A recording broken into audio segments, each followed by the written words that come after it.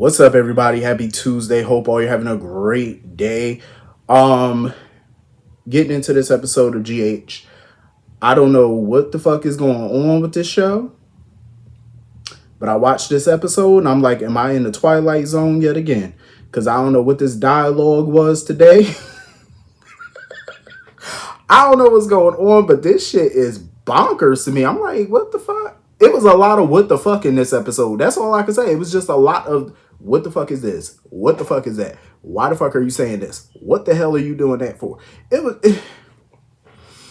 was mind blowing. It was just I'm at a loss for words. I feel like somebody in the writer's room was smoking that good shit when they was writing this episode, because all of this was just incoherent as hell to me, because it's a complete 180 to what we have been seeing the last few months. And I'm like, what the fuck is this? Like, huh? First of all, Jason. This is why I don't like Jason. This episode just proved why I feel like he's a simp and why his character will never grow. Like, when he was talking to Diane about his estate and why such and such wasn't divvied up amongst this part, I said, so wait a minute. I said, am I hearing this right? Let me get this straight. 50% of the estate went to Jake and Danny to be split. So that means they both get 25% apiece, correct? And the other half of the estate went to motherfucking Carly. So she get a whole 50% to herself while his sons have to split down the middle. 25% apiece. That was very weird. And I'm like, I'm not surprised that he left Carly something. You know, I'm not surprised that he left her something in his estate. But to give her half, I said, what? Are you serious? I wasn't expecting half. I mean, 10%, 10, 15% of the estate, that would be understandable. You know what I'm saying? But what? His kids should have got the bulk of the estate. They should have at least got 90% of the estate. Why were they only allowed to split 50% and this broad get a whole 50? I don't get that. I felt like that was very stupid, very weird, but it's in line with who Jason is. And I mean, some people might say, well, you know, his kids at least got something. No, fuck that. His kids should have got, he only got two. They should have got 90% at the very least. And Carly could get the other 10. Like, they got to split 50%. That's some grade A bullshit. And to me, that just show he don't give a fuck about them kids like that. I just feel like he don't. Even though, you know, he did set up trust funds and stuff like that. And, you know, he did make sure his kids were taken care of. I get that. I'm just stuck on giving somebody other than your kid. Like, you're just giving them half like that. Carly just get half. I found that very weird. I'm like, no. Nope. My kids, I'm just saying, like, if it was me, 90 to 95% of that estate is going to the kids. Like, fuck that. That's your kids. Like, you know what I'm saying? That's just me. I don't know. I just found it weird, like, to give Carly half. Like, I just, what? I hate every time Jason come back from the dead, somebody always got to bring him up to speed about what the hell been going on in life since he been going. I'm like, sir, well, stop dying. You would know what the fuck going on if your ass would stay alive long enough. Like, damn, like, every time you rise from the ashes, somebody got to keep updating your ass, because I'll be tired. Like, I ain't got time to bring you up to speed on everything that's going on around this bitch. And of course, Diane tried to lay everything at Nina's feet. I'm like, man, don't even dare try to blame Nina for all of that. And of course, you know, oh, Carly's so resilient. Oh, she's, shut the hell up, Jason and Diane, shut up. On the one hand, though, I don't blame Jason for taking back his half of Corinthos coffee. I don't blame him at all. Nope, I don't blame him. Sonny could kick, scream, bitch, all he want to. I don't care. Because I was laughing when Diane went and told Sonny that, you know, Jason is regaining his estate and he taking back half of, you know, the company. I knew Sonny was gonna rail about it. When he was like, oh, you know, message received or whatever, I knew he was gonna bitch. And of course, I knew he was gonna make his way to Jason and let him know how he felt about it. I'm not surprised about that. You know, I knew Sonny was gonna have a root canal over the bullshit. But I'm like, at the end of the day, though, that's his right. I mean, if Sonny don't want him there, then write him a check. Buy him out. Even though I'm pretty sure Jason not going to take a buyout, but it's worth a shot. Why not? Try to buy him out then. Otherwise, welcome your business partner back and shut the hell up. little man. Um, I will say I enjoyed his conversation with Christina because even Christina was baffled by what's been going on at the penthouse with him and Ava. Speaking of Ava, Ava looked the fuck good. Did y'all see my girl with the bangs? I said, look at Ava with the long hair and the bangs. I said, go ahead, Miss Jerome. Ava was looking good as shit. I said, oh, I see why Sonny tried to slip you his shillelagh. I see why. That little leprechaun was trying to give you the shillelagh. Go ahead. She came out with the bangs in full force. But I see why Christina was a little weird by what was going on in the penthouse because she noticed that Sonny was drinking again and stuff. You know, he pulled back on the drinking before. Now he back to drinking again, especially with taking his meds and whatnot, even though they placebos, well, half placebo. Um, I understand, Christina being okay with her being anonymous in, Blaze's life for the time being. Because I do get where she coming from. Because if it was a guy she was dating who was a celebrity or something like that, or neighborhood famous or whatever you want to call it, because I don't know how famous Blaze is. I don't know if she international, but I'm just gonna call it, town famous. I mean, because if it was a guy, she would probably still be anonymous in his life and stuff because not everybody want the public knowing who they're dating, which is true. There's a lot of celebrities in the real world out here who we don't know that they're dating somebody or whatever, and they really are dating because they like to keep that private. Their business is business, their privacy is their privacy. So I get that part, but you don't want it turning into being somebody's secret either. You know what I'm saying? You want to be able to be, PDA and stuff when you out in public or whatever. You want to be able to hold your partner's hand and all that in public. So I don't know how that's gonna work out in the long run, but if she down with it for the time being, then kudos to her. Um, I'm not surprised that Sonny feels that Christina shouldn't have to defend him or whatever, but Christina gonna defend her father because that's her father. You know what I'm saying? She love him, and she not gonna sit there and let Jocelyn disparage him. Um,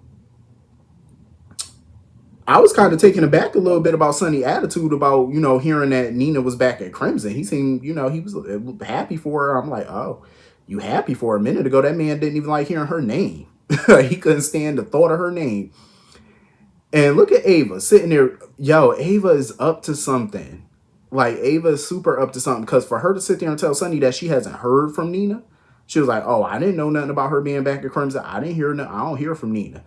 I said, oh, bitch, now you try to act like she didn't ask you to defend her to Sonny? Because she was like, oh, Nina's, she can handle herself. She could take care of herself. Even if Drew is up to something, she could take care of herself. Oh, I ain't heard from Nina. I said, so you not going to, so we doing that, Ava.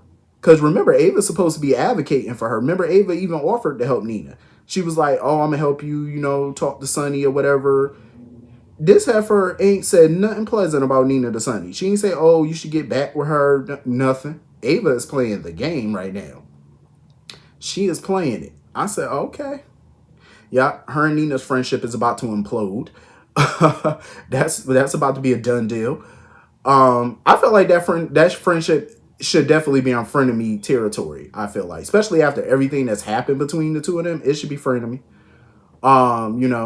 With their past and stuff, like her sneaking around with Silas and stuff back in the day, and pulling a baby, Nina pulling a baby out of Ava Cooter. You know what I'm saying? They should never be besties. Like frenemies, I'll take that, but besties, nope, absolutely not. So anyway, moving on from that, Michael and Willow. Whew. Michael and Willow. Two sanctimonious asses. I swear for the Lord, I hope they choke on their food. I hope they fucking. I hope they.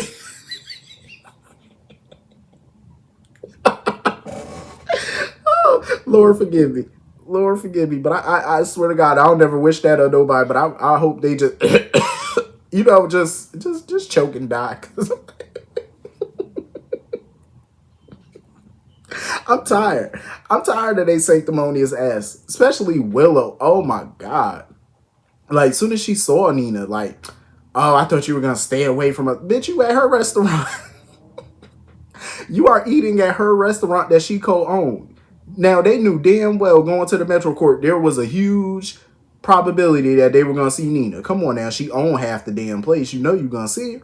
You know that. And that's why I feel like deep down, Willow wanted to go there deep down. It ain't about no damn food. Oh, because they got good food here. They got good food anywhere. If you got money and nowhere to go. Like, even for people that ain't got money like that, you still find good grub somewhere else. Why would you go to an establishment of somebody that you don't want to see or be near? Like, that don't make sense. They could have easily went to the Port Charles Grill. They could have easily went to the Cafe Sherry. I mean, Michael got money. They could have hired a private chef if they wanted their favorite food and favorite dessert, like a chocolate souffle. You could have hired a private chef for that. You know what I'm saying? You got money.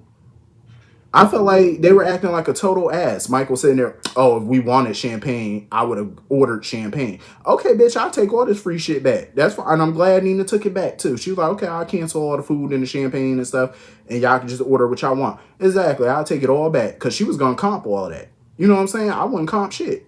Fuck that. He got money. That's money in your pocket. Take his money. He want to pay full price for a bottle of champagne? Let him. He a millionaire. The hell with that. I don't know why Nina keep trying to kiss their ass. Like, please stop. I'm big on that. Like, I'm very big on that. Like, if I'm wrong about something, I'll apologize to you. And if you don't accept that first or second apology, I'm not going to keep kissing your ass. I just don't believe in kissing people's ass to get along with them. I just don't. You know what I'm saying? I'm not big on that. And I can't stand to watch Nina sit here and grovel to their asses. Like, y'all could have went anywhere. And Willow sitting there, oh, with her little diamond bracelet. Oh, since I'm a nurse and all that, there's not many places I could wear this, I can't wear this with my scrubs, so I'm going to have to wear it on a special occasion. First of all, Willow, shut up. You got a diamond bracelet. I'm pretty sure Michael takes her out plenty of times. Like, I'm sure he takes her out to dinner all the time because they don't seem like the cooking type anyway. So y'all go out frequently. So there's plenty of places you could wear that diamond bracelet. I'm just saying. And about the whole her not working thing, because Michael, he felt like since she's so worried about missing out on the kids getting older and stuff like that because of her work schedule, for one, she could work part-time if she wanted to. I mean, welcome to the real world. I mean, that's what people have to do. You know what I'm saying? You're going to be working long hours, especially when you're in certain jobs. Especially being a nurse, you're going to work a lot of long hours. Hello. That's what a lot of working parents got to deal with. Yeah, you're going to feel guilty sometimes, but you know what? You're trying to, provide, and you're trying to do something that you love. And I get where Michael coming from. He does make more than enough money for the two of them. So she don't have to work. She could be a stay-at-home mom, and there's nothing wrong with being a stay-at-home mom. But what annoyed me was for Michael to sit there and say, well, you could do what Lila did. First of all, don't compare her to no Lila. I'm sorry, but Willow is no Lila. Second of all, talking about she could join charities and stuff, the boards of various charities and whatnot. What charity board can she get on? What qualifies Willow to be on somebody's board? I'm just saying, like, what qualifies her? What's she gonna talk about? Being in a cult? That's what you're gonna be on a board talking about? Because what credentials do you have? I'm just saying, like, what do you have? You don't even work with no charity at this point. So how can you join a board? I'm just saying. Don't get me wrong, people can, but I'm just like, I'm speaking just solely on her. It's like, what qualifies your ass to be a part of charity boards and stuff? Mike will be saying anything. Because I just feel like even if she did get on a board, you getting on a board basically because of who you're married to. She's getting on a board because of her last name, because you are a Quartermaine Corinthos. That's the only way I can see her getting on anybody's board at this point. I just find that to be stupid. But my thing is, too, next time they don't want to eat at the Metro Court, take y'all ass over to the Port Charles Grill or hire a private chef. You got the money. So anyway, moving on from that. Another what the fuck moment. Olivia. She come up in there bitching at Carly about all the shit Nina doing at the hotel. Oh, she done fired the waiter and all this, that, and the third, the room service waiter or whatever. Basically saying Nina on a whole rampage at the hotel since her and Sonny broke up. I'm like, Olivia was just singing Nina's praises not too long ago, talking about how good the partnership was working out so well and this, that, and other. Now all of this is going on so fast. Like, what the fuck? I'm like, what? Y'all were just working well together. What? All that changed that quick? Well, damn. Because, I mean, watching Nina at the restaurant today, you couldn't tell that she was going through a fit. You know what I'm saying? Like, she was smiling before she, went to Willow and them. She had a smirk on her face and stuff. So I'm like, what bad mood she in? I said, but okay. Um, what, you know, the other what the fuck moment was Nina and Drew. That was a what the fuck moment. Because I'm like, first of all, Nina running to Drew about getting on the Aurora board of directors. I was like, what? Why would she be begging Drew to get on the Aurora board? Talking about, oh, that'd force Michael to deal with me. Why are you trying to force Michael to deal with you? Like, that's dumb. Like, then she asking for Drew's help in mending fences between her and Willow. What? Wait, what? I was so confused by all of that. I'm like, where is all this shit coming from? Like, what are these writers on? Like, are y'all on some type of special crack? Like, Drew and Nina could not stand each other. This man looked like, I mean, he physically threatened her. He basically told her if she was the man, he would have hit her. And now all of a sudden, she running to him for help. And here she go, obsessing over Carly again. Oh, and me being on the board. Oh, that would really piss Carly off. Oh, that'd get under her skin. That's your way of getting back at her. I'm like, Nina, shut up. Carly don't give a damn about Drew, that board, that company, Crimson, the Eclipse. This woman only care about one man. That's Jason the Morgan. That's the only thing she care about. She don't give a damn about what y'all got going on over there. The Carly don't care. Okay. Like this obsession that she's starting to have, where I ain't even gonna say starting because sometimes like Nina could just bring up Carly out the blue. And this was very out of left field for her to even bring up Carly. Cause I'm like, okay, Carly don't care. Oh, to make Carly think that we're allies now. I'm like, what is this writing? And then this broad Nina gonna sit here and ask Drew, oh, did Carly ever tell you had a nice body? I'm like, what? What is this dialogue? What is this? Do I got to get the murder she wrote lady to come up in here and investigate this travesty? Because what is going on this show?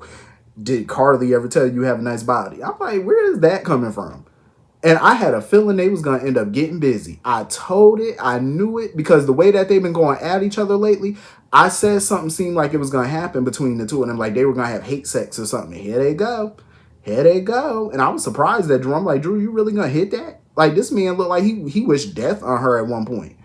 And you really about to hit that? I said, oh. Mm. Mm. It was a lot of what the fuck in this episode. I'm like, what is this? It just seemed like a whole different show today. I'm like, what is all of this? Oof. I was just thrown off by all of this, like especially the Nina and Drew shit. I'm like, okay. I had seen somebody on social media say, "Oh, Nina was the first to cheat on Sunny." I'm like, first of all, her getting busy with Drew is not her cheating. I don't care if she did, which I'm surprised, but I'm not because I did feel like they were gonna do it. But she was so adamant about fighting for her marriage, and it just seems like her marriage is just in her rear view mirror at this point. Um, I don't see it as cheating because Sonny filed for divorce. Once you file for divorce on somebody and you make it clear that you're not going to work it out, Sonny made that clear. He wasn't going to work it out. And that's not cheating. And furthermore, if we're going to say somebody cheated, you could basically say Sonny cheated first because did he or did he not put the moves on Ava and have his tongue go down her throat? So we're going to go by those standards, and I would say he cheated first. But that's neither here nor there. I mean, I just feel like neither one really cheated, seeing as how they haven't been together in a romantic sense since New Year's. So it's not really cheating. But this is all a cluster. I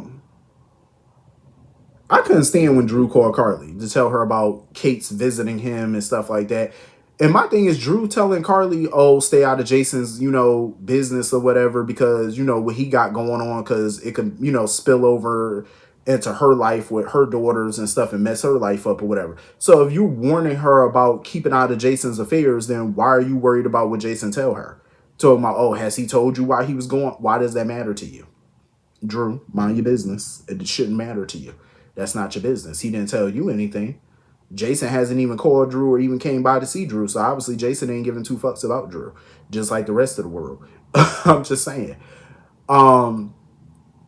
And I was also surprised by Carly helping Kate's. I mean, even though at the time she didn't know that she was helping him, but still, I'm like, oh, you really gonna help Kate's? Like somebody was beating the hell out of Kate's. I don't know what that was about because he was by the riverfront. I mean, by the riverfront, the waterfront. You know, where Sonny and Jason keep their office and coffee house and stuff like that. You know, the warehouse. So it's clear that he was over there for a reason, preferably Jason. So I'm trying to figure out what to make of that beat down that he got. Cause I'm pretty sure it wasn't none of Sonny or Jason's people that beat his ass. And you never know with Cates. For all we know, Cates could have probably set that up. You never know. He seemed like a very slick character. You know, you never know. He could probably set that whole thing up or whatever. Probably to try to blame it on Jason, like, oh, this is by his warehouse. Oh, maybe he had him do it or whatever. You never know with him because he seems smarmy to me sometimes. So you never know what he got cooked up. But for Carly to demand to help him and stuff, if he won't let her take him to the hospital, I'm like, Carly, why would you want to help him in the first damn place? Like, I'm just saying, help him for what? Like, this man done threatened your bestie, all type of stuff, done threatened your freedom. Like, what the fuck you want to help him for? Um, but anyway, that was pretty much the whole episode. Hit the comment section, let me know what you all thought, and I will see you all later. Have a great night. Peace.